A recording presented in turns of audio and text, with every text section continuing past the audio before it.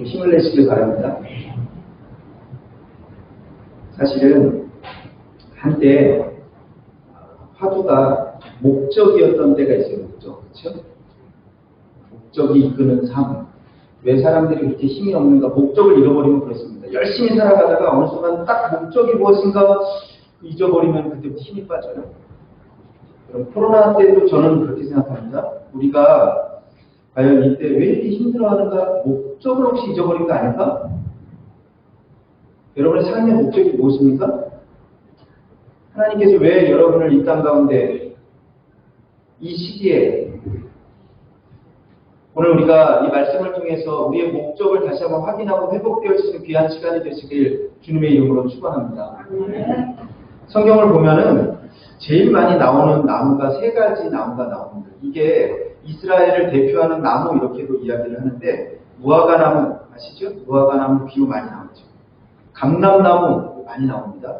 그리고 또 하나가 뭐냐면 오늘 본문에 있는 것처럼 포도나무 많이 나옵니다. 물론 그 외에도 나무 뭐 백향목도 있고 여러 가지가 있지만 사실은 이 세 가지가 가장 많은 이스라엘을 대표하는 나무는 무화과, 감람나무, 포도나무 이렇게 우리가 이야기합니다. 모든 나무는요 나무가 있고 줄기가 있고 열매가 있습니다. 오늘 본문을 가리켜서 우리는 포도나무의 비유라고 얘기합니다. 왜 하필이면 포도나무였을까 저는 곰곰이 생각을 합니다. 오늘 1절 말씀에 보면 예수님이 이렇게 말씀합니다. 나는 참 포도나무요 아버지는 농부라. 5절 말씀에도 보면요. 나는 포도나무요 너희는 가지라. 그러니까 오늘 비유는요 분명합니다.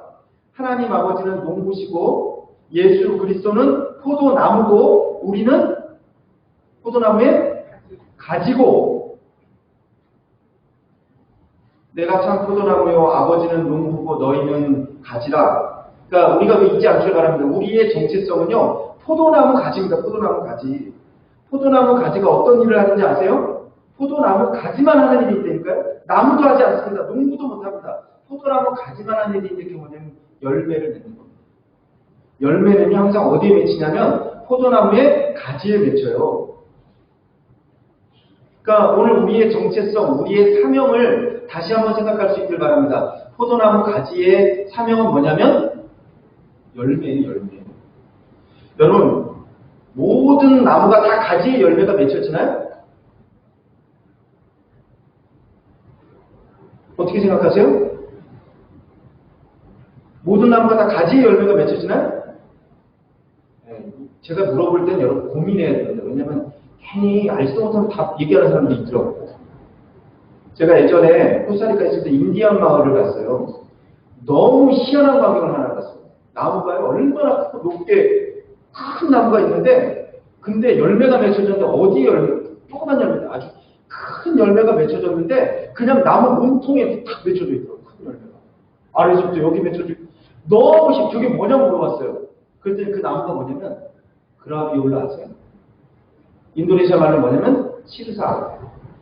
그 열매가 얼마나 크고 무겁습니까? 근데 그거는 가지에 안 맺혀져요. 나중에 여러분 한번 찾아보세요. 그거 어디 맺혀지냐면 나무에 그냥 맺혀지는 열매예요. 그러니까 보니까 너무 웃겨. 저 위에는 가지들이 있는데 가지는 그냥 가지고 열매는 어디 맺히냐면 큰 몸통에 그냥 밑에서부터 그냥 열매가 맺혀져요. 제가 보면서 이야 참 특이한 나무가 있구나.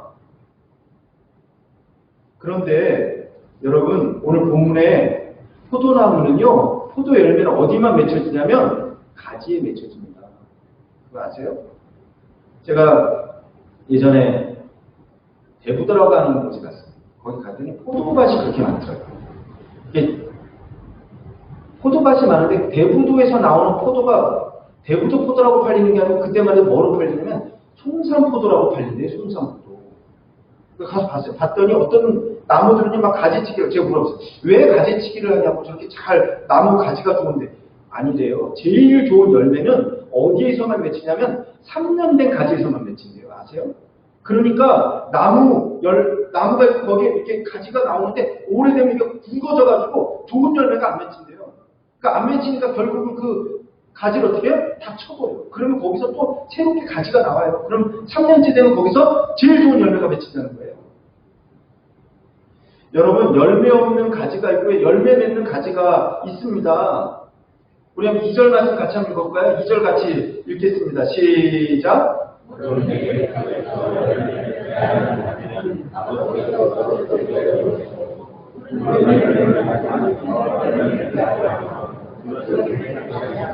저는 오늘 본문을 보면서 그런 생각, 왜 하필이면 포도나무 비유로 하셨을까? 여러분, 포도나무는요, 아무리 봐도 그런 것 같아요. 건축재료도 쓸 수 없어요. 가구를 만들 수도 없습니다. 관상용도 안 됩니다. 포도나무 가지는 오직 열매를 위해서 있는 존재예요. 그런데 만약에 열매를 위해서 있는 가지가 열매를 맺지 못하면, 그럼 오늘 본문에 있는 것처럼 어떻게 돼요? 다 잘라버립니다. 제하여 버리실 것이 가지치게 버리는 겁니다. 6절 말씀도 계속 한번 읽어볼까요? 6절 같이 한번 읽어보겠습니다. 시작.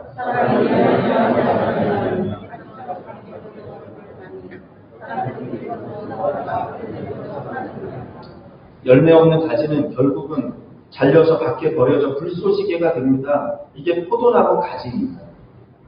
여러분, 우리가 포도나무 가지라는 거 다시 한번 기억할 수 있기 바랍니다. 그러나 8절 말씀에 보면 너희가 열매를 많이 맺으면 내 아버지께서 영광을 받으실 것이요 너희는 내 제자가 되리라. 사실 이 8절 말씀을 보면 약간은 이 번역상의 아쉬운 구절입니다. 쉬운 성경이라고 하는 성경을 보면 이 8절을 이렇게 번역하고 있습니다. 너희가 열매를 많이 맺어 그래서 내 제자인 것을 나타내면 이것으로 내 아버지께서 영광을 받으시리라. 여러분, 열매는 우리가 예수 그리스도의 제자라는 증거입니다. 열매를 맺으면 하나님 아버지께 영광을 돌리는 것입니다. 영광을 받으십니다. 그러니까 우리는 포도나무 가지예요. 존재 이유는 딱 하나밖에 없어요. 그게 뭐냐면 열매입니다. 열매. 그러니까 오늘 본문을 보면서는 스스로에게 질문할 수 있어야 돼요. 코로나 이게 아니고 스스로에게 여러분 질문하기 바랍니다. 나에게 과연 요즘 열매가 맺히고 있는가? 여러분, 목적입니다. 이게 여러분의 존재 목적이고 사명이고 열매가 맺혀지고 있습니까?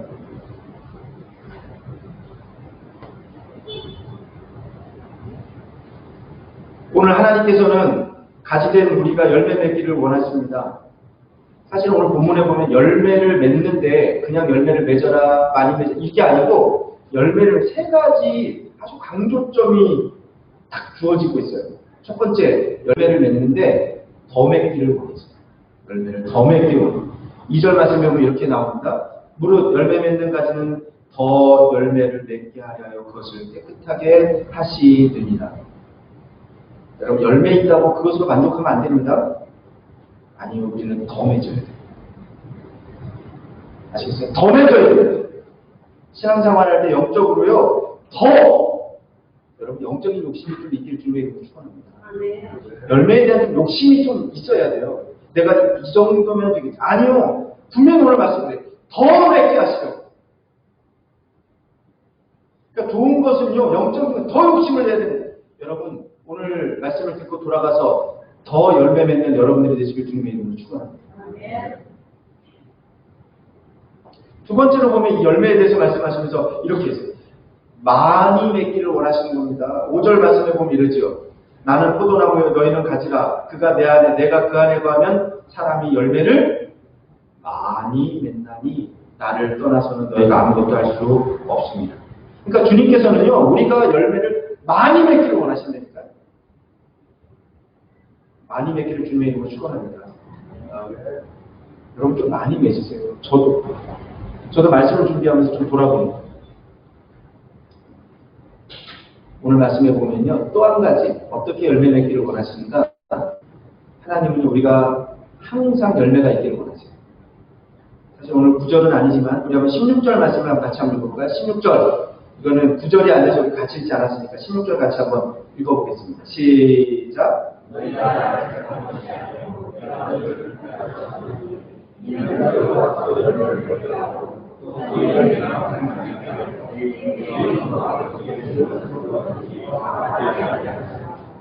열매가 항상 있게 하여. 마가복음 11장에 보면 열매 없는 무화과 나무 비유 이야기가 나옵니다. 이런 내용, 예수님이 어느 날 길을 갈 때 배가 너무 고팠어요. 마침 앞에 보니까 무화과 나무가 앞에 보였어요. 예수님이 혹시 무화과 열매가 있는가 기대하시고 그 나무에 다가가셨습니다. 그런데 잎사귀만 무성하고 열매가 하나도 없습니다. 예수님께서 즉시 그 무화과 나무를 저주하셨어요. 이렇게 말해요. 이제부터 영원토록 사람이 내게서 열매를 따먹지 못하리라 이렇게 저주하셨습니다. 그랬더니 성경에 보면 그 나무가 뿌리째 말라버렸어요. 그런데 더 이상한 건요. 그 뒤에 이렇게 나옵니다. 그런데 그때는 무화과의 때가 아님이라 그랬습니다. 그러니까 과일은 계절이 있잖아요. 계절이. 그때는 무화과의 때가 아니었습니다. 그러니까 제가 볼 때는 참 이해가 왜 무화과 때 아닌데도 불구하고 가서 무화과 나무를 그렇게 저주하셔서 말라버리게 하셨을까? 무화과 나무 입장에서 참 억울하고 화가 나고. 그런데 그 말씀을 통해서 분명히 주님께서 우리에게 주시는 메시지가 있으니까요. 그게 뭔지 아세요? 하나님은요 항상 우리에게 열매가 있기를 원하신다고. 아버지는 우리가 열매 맺기를 원하십니다. 열매를 더 맺기를 원하시고요. 열매를 많이 맺기를 원하십니다. 그리고 열매가 항상 있기를 원하십니다. 어떻게 우리가 그럼 열매 맺는 가지가 될 수 있는가? 구체적인 방법, 오늘 말씀에 아주 구체적인 방법이 하나 아주 중요하게 나와서 우리 5절 말씀 같이 한번 읽어보겠습니다. 5절입니다. 시작.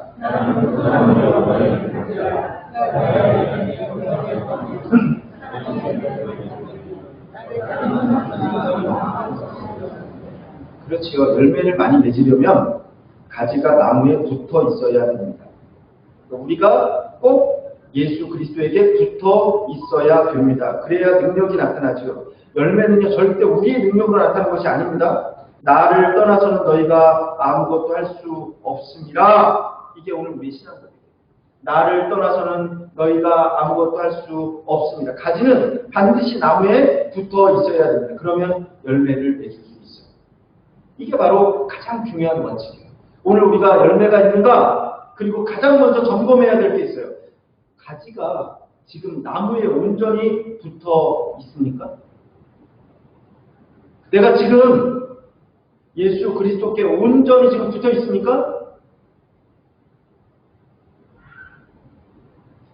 그럼 7절 말씀 계속 한번 볼까요? 7절 같이 읽겠습니다. 시작.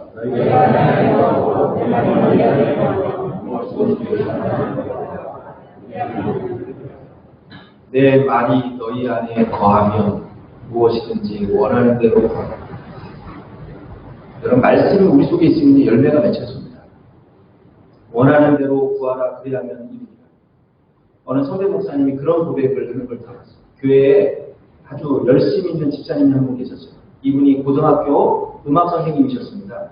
그러니까 음악 선생님들이 보통 교회에 나오면 뭘 하냐면 성가대 지휘를 하세요. 지휘자였어요. 열심히 봉사를 합니다. 그런데 어느 날 이분이 막 사업을 하고 싶은 생각이 들어서 그 꿈을 가지고 어느 날 사업을 한다고 학교에다가 사표를 냈어요. 그리고 사업을 시작했습니다. 그러니까 사업을 하면서부터 이분이 좀 바뀌기 시작했는데 교회에 한 번, 두 번 빠지기 시작합니다. 그리고 바쁘다는 핑계를 대면서 자기가 열심히 했던 봉사를 이렇게 내려놓습니다. 그리고 오랫동안 교회에서 모습을 보이지 않습니다. 신앙생활을 제대로 하지 않았습니다. 어느 날 목사님이 밤늦게 신방에서 신방을 다녀오다가 길에서 그 집사님을 만났어요. 너무 반가워서 만나서 인사를 합니다. 아니 집사님 왜 요즘 교회에서 얼굴을 볼 수가 없습니까?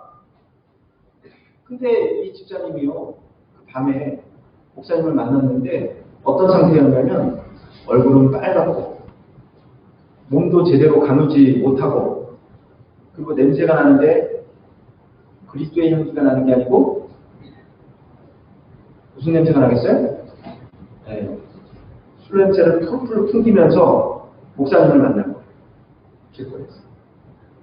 그러니까 목사님 반가운데 근데 그 집사님이 목사님께 이렇게 고백을 합니다. 목사님 사실은 제가 믿음이 별로 좋지 않습니다. 제가 예전에 봉사를 열심히 했는데 그게 제가 믿음으로 봉사한 것이 아니고 사람들에게 보여주려고 제가 그렇게 봉사를 했습니다.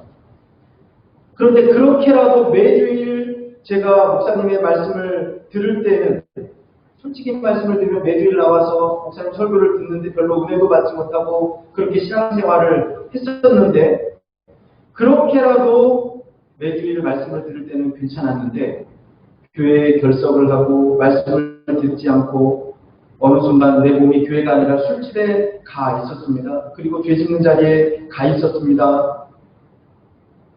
그러면서 목사님께 나와서 고백을 하죠. 엉엉 울면서 고백을 합니다.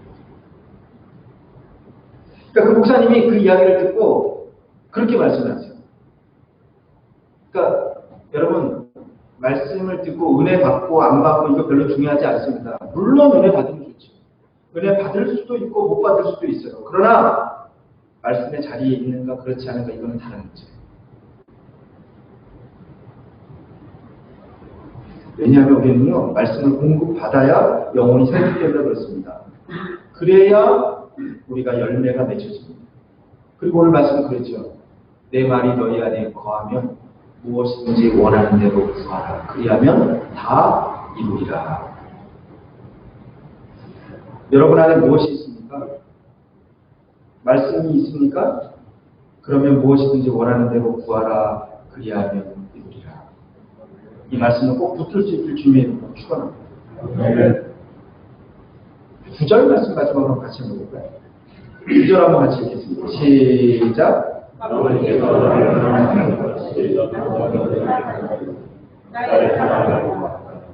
명령입니다. 나의 사랑 안에 거하라. 그러니까 주님의 사랑 안에 거할 때 우리가 열매를 많이 맺을 수 있습니다. 10절 말씀에 보면 이렇게 나옵니다. 내가 아버지의 계명을 지켜 그의 사랑 안에 거하는 것 같이 너희도 내 계명을 지키면 내 사랑 안에 거하리라. 어떻게 우리가 예수님의 사랑 안에 거할 수 있는가? 예수님의 계명을 지킬 때 주님의 사랑 안에 거하게 됩니다. 그럴 때 우리는 열매를 맺을 수 있습니다. 오늘 말씀은 우리에게 분명히 얘기합니다. 예수님은 참 포도나무요 아버지는 농부라. 우리는 가지입니다. 가지가 아무것도 아닌 것 같지만 가지인 저와 여러분을 통해서 맺혀지는 놀라운 것이 그게 바로 열매입니다.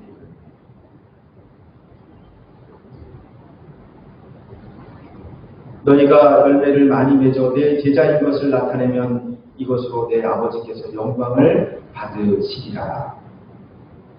그리스도의 제자인 것을 보여주는 증거가 열매이고 그 열매를 통해서 하나님이 영광을 받으십니다.